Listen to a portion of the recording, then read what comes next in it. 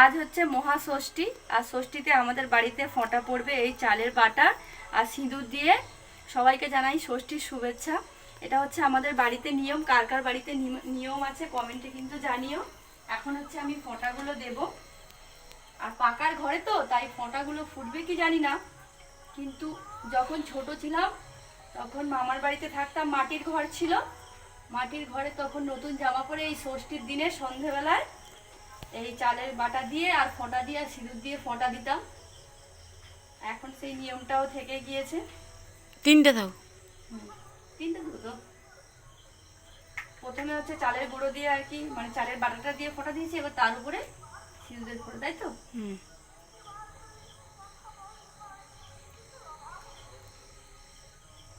এই হচ্ছে ফোঁটা দেওয়া হয়ে গেল প্রত্যেকটা গেটে। ঘরের প্রত্যেকটা যে কটা রুম আছে তার গেটের মুখে মুখে আর কি ফোঁটা লাগাবো।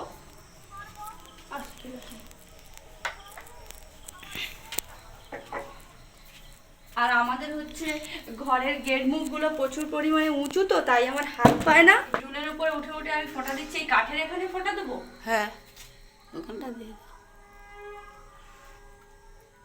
পাকার ঘরে তো এগুলো ধরছে না, তাই নিয়ম দিতে হয়, তাই দিচ্ছি।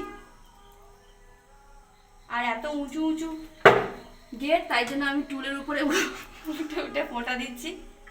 এই বাড়িতে আমার এই বাড়িতে প্রথম বছর এই ফোঁটা দিচ্ছি। ছোটবেলায় তো দিতাম, মামার বাড়িতে দিতাম, মার কাছে দিতাম, কিন্তু এই বাড়িতে এই প্রথম। এইভাবে প্রত্যেকটা গেটে গেটে আমি দিয়ে দেবো। এগুলো আবার কালী পুজোর সময় তুলে দিতে হয়, তাই তো মা? হ্যাঁ, এটা দুর্গা পুজোর সময় ষষ্ঠীতে ফোঁটা দেওয়া হচ্ছে, আবার কালী পুজো যখন আসবে সেগুলো তখন তুলে দিতে হয়। অনেকে আবার চালতার পাতা দিয়ে ডিজাইন করে, যাদের মাটির ঘর তারা দেয় না। আমাদের তো ওই পাকার ঘরে এরকম ছিটেছি। এবার আমার উপরে দিয়ে দেয়, তোর পর্দায় ও রং লাগে। আগের বছর কি এই ঘরটায় দাওনি?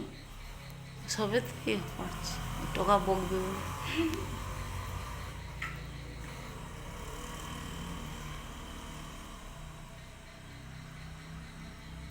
হয়ে আছে কমপ্লিট। ঠাকুরের কাছে দিবি না?